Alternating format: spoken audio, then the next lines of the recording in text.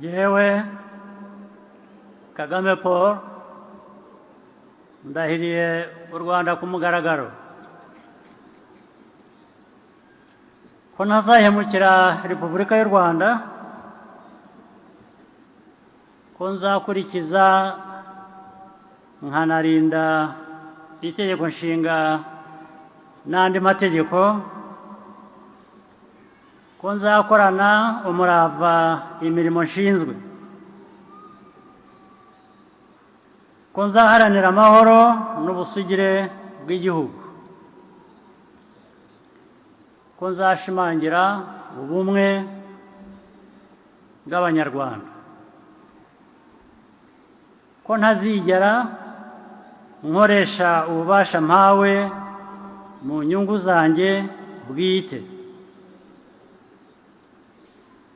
ko nzaharanira ibyagirira Abanyarwanda bose akamaro. Nintatira iyi ndahiro nzabihanirwe n'amategeko. Imana ibimfashemo.